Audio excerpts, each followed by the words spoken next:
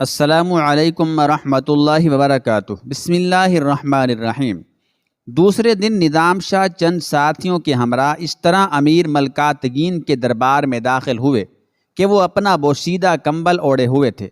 انہوں نے دونوں جانب بیٹھے ہوئے معزز درباریوں پر ایک اچٹتی ہوئی نظر ڈالی اور بے نیازانہ انداز میں چلتے ہوئے ملکاتگین کے تخت کے قریب پہنچ کر ٹھہر گئے۔ امیر، آپ پر اللہ کی سلامتی ہو۔ نظام شاہ نے عین اسلامی طریقے سے ملکاتگین کو سلام کیا۔ پورے دربار پر سناٹا چھایا ہوا تھا۔ اہل دربار نے پہلی بار ایک مرد قلندر کو دیکھا تھا جس نے امیر غزنی کے اقتدار و جبروت کا کوئی تاثر قبول نہیں کیا تھا۔ تم پر بھی اللہ کی سلامتی ہو نظام شاہ۔ امیر ملکاتگین نے سلام کا جواب دیتے ہوئے کہا، تم کون ہو؟ کہاں سے آئے ہو اور کیا کرتے ہو؟ امیر ملکاتگین نے ایک ہی سانس میں نظام شاہ سے کئی سوال کر ڈالے تھے۔ میرا کوئی نسب نامہ نہیں۔ دربار میں نظام شاہ کی باروب آواز گونج رہی تھی۔ میرا کوئی خاندان نہیں، کوئی قبیلہ نہیں، میں صرف مسلمان ہوں۔ ترکستان سے آیا ہوں اور غزنی کی مسجد کے ایک گوشے میں چپ چاپ پڑا رہتا ہوں۔ نظام شاہ نے مختصراً امیر کے سوالوں کا جواب دیتے ہوئے کہا۔ ملکاتگین کو نظام شاہ کی اس بے نیازانہ روش پر بڑی حیرت ہوئی تھی۔ تمہارا عقیدہ کیا ہے نظام شاہ؟ ملکاتگین نے ایک اور سوال کیا۔ اللہ کے سوا کوئی معبود نہیں اور محمد مصطفیٰ صلی اللہ علیہ وآلہ وسلم اس کے آخری رسول ہیں۔ نظام شاہ نے بہت ٹھہر ٹھہر کر کلمہ شہادت پڑھا اور اہل دربار نے دیکھا کہ ان کے جسم پر ہلکا ہلکا لرزہ طاری تھا اور گردن جھکی ہوئی تھی۔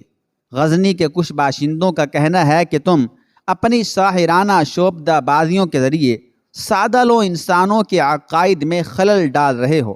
ملکاتگین نے پیش امام کے عائد کردہ الزام کو دہراتے ہوئے کہا۔ ان کے چہرے پر خوف و ہراس کا ہلکا سا عکس تک نہیں تھا۔ تم نماز کیوں نہیں پڑھتے؟ اب ملکاتگین کے لہجے میں ہلکی سی تلخی شامل ہو گئی تھی۔ یہ میرا ذاتی معاملہ ہے امیر، نظام شاہ نے ایک ایک لفظ پر زور دیتے ہوئے کہا۔ غزنی کے بہت سے لوگ نماز نہیں پڑھتے، پھر آپ انہیں بھی دربار میں طلب کر کے ان سے بھی میرے سامنے یہی سوال کیجیے۔ یہ کہتے ہوئے نظام شاہ نے اپنے دائیں بائیں مڑ کر امراء کی صفوں پر نظر ڈالی۔ نظام شاہ کے اس عمل سے امراء کی پیشانیاں شکنوں سے بھر گئیں۔ خود ملکاتگین کو بھی نظام شاہ کا یہ جواب پسند نہیں آیا تھا۔ ایک تارک نماز کو مسجد میں نہیں رہنا چاہیے۔ یکا یک امیر کا لہجہ غضبناک ہو گیا تھا۔ مسجد کسی انسان کی ملکیت نہیں ہے، نظام شاہ نے بلند آواز میں کہا۔ میں اللہ کے گھر میں رہتا ہوں، جب وہ چاہے گا تو اٹھ کر کہیں اور چلا جاؤں گا۔ ملکاتگین کو نظام شاہ کا یہ جواب بھی پسند نہیں آیا تھا، اس لیے اس کے غصے میں مزید اضافہ ہو گیا۔ یہ کیا اسلام ہے کہ ایک شخص دن رات مسجد میں رہتا ہے اور جب نماز کا وقت آتا ہے تو اٹھ کر باہر چلا جاتا ہے؟ جوش جذبات سے امیر کا چہرہ سرخ ہو گیا تھا۔ یہ خدا کے بنائے ہوئے قانون سے کھلی بغاوت ہے نظام شاہ۔ تمہارا یہی عمل تمہاری شخصیت کو مشکوک بناتا ہے۔ لحظہ بلحظہ ملکاتگین کا غصہ بڑھتا جا رہا تھا۔ ہم سے تو لوگوں نے یہاں تک کہا ہے کہ تم ایک یہودی ہو اور مسلمانوں کا لباس پہن کر کسی خاص مقصد کے تحت غزنی کی حدود میں داخل ہوئے ہو۔ میں اپنا عقیدہ بیان کر چکا ہوں، نظام شاہ نے مسکراتے ہوئے کہا۔ اب امیر کو اختیار ہے کہ وہ مجھے یہودی قرار دیں یا نصرانی۔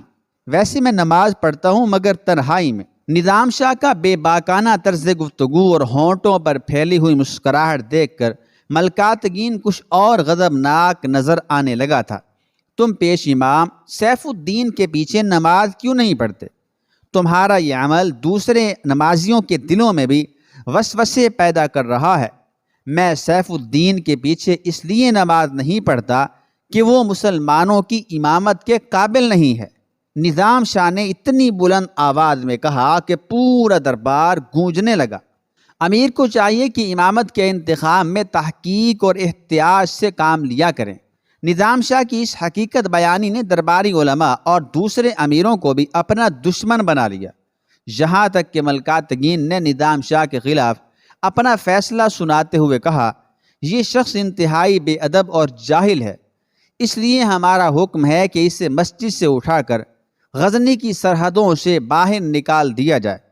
ہم نہیں چاہتے کہ مقامی باشندوں پر اس گستاخ کا سایہ پڑے اور اللہ کے سادہ دل بندے ایک بے عمل انسان کا چہرہ دیکھ کر کسی فریب میں مبتلا ہوں۔ پھر جیسے ہی ملکاتگین کے الفاظ کی گونج ختم ہوئی، نظام شاہ بلند آواز میں بولے، امیر، میں عام حالات میں آپ کے فیصلے کے سامنے اپنا سر تسلیم خم کر دیتا، مگر آج میری مجبوریوں نے مجھے ہر طرف سے جکڑ رکھا ہے۔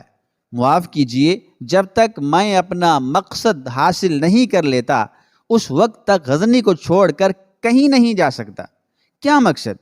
امیر ملکاتگین نے انتہائی مشتعل اور برہم لہجے میں پوچھا۔ اس مقصد کے بارے میں واقفیت حاصل کرنا آپ کے لیے ضروری نہیں ہے۔ نظام شاہ ہر خوف و خطر سے بے نیاز ہو کر بول رہے تھے، امیر، آپ غزنی چھوڑنے کی بات کرتے ہیں، کچھ دن بعد میں آپ کی یہ خوبصورت دنیا ہی چھوڑ جاؤں گا، پھر آپ کا قانون، آپ کے درباری علماء، آپ کے طاقتور وزیر شوق سے طوق و سلاسل اور دار و رسن سجاتے رہیں۔ ہم ایک دیوانے کی یہ بے رب تقریر سننا نہیں چاہتے۔ امیر ملکاتگین نے قہرناک لہجے میں کہا، اسے ہمارے سامنے سے لے جاؤ کہ اب اس کی موجودگی ہم سے برداشت نہیں ہوتی۔ امیر کا حکم سنتے ہی چند محافظ سپاہی آگے بڑھے اور انہوں نے نظام شاہ کے ہاتھ پکڑ کر کھینچنا چاہا۔ دوسرے ہی لمحے وہ چیخنے لگے، آگ آگ! دربار میں ہلچل سی مچ گئی۔ اپنے ساتھیوں کو چیختے دیکھ کر کچھ اور سپاہی آگے بڑھے، مگر ان کا بھی وہی حشر ہوا۔ نظام شاہ کے جسم کو چھوتے ہی ان کے بدن میں بھی آگ سی لگ گئی تھی اور وہ پاگلوں کی طرح اپنے کپڑے نوچ رہے تھے۔ یہ منظر دیکھ کر درباری علماء نے بیک زبان ملکاتگین سے عرض کیا، امیر محترم، پیش امام سیف الدین نے درست کہا تھا کہ یہ شخص جادوگر ہے، اس لیے ہمارے نقطۂ نظر سے نظام شاہ کا قتل واجب ہے۔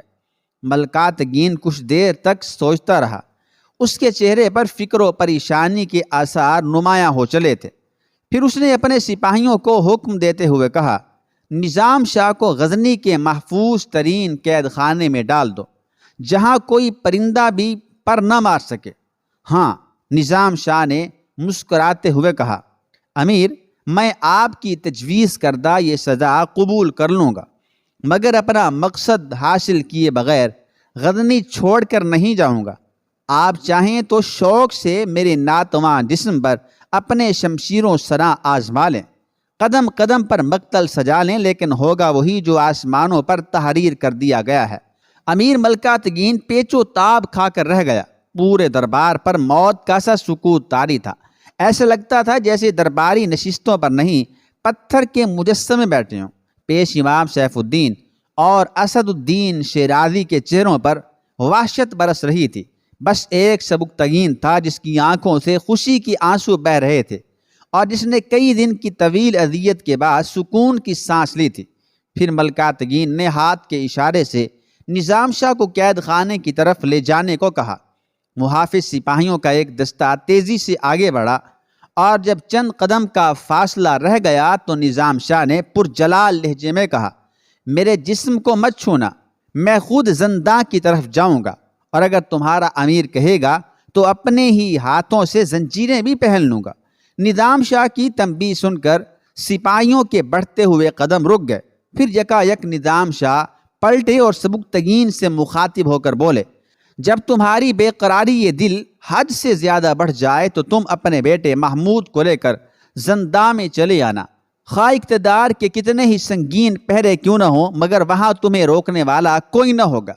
یہ کہہ کر نظام شاہ آہستہ آہستہ دروازے کی طرف بڑھے اور ملکاتگین کے دربار سے نکل کر اس قید خانے کی طرف چلے گئے جو محل کے ایک سنسان گوشے میں خفیہ طور پر زیر زمین تعمیر کیا گیا تھا۔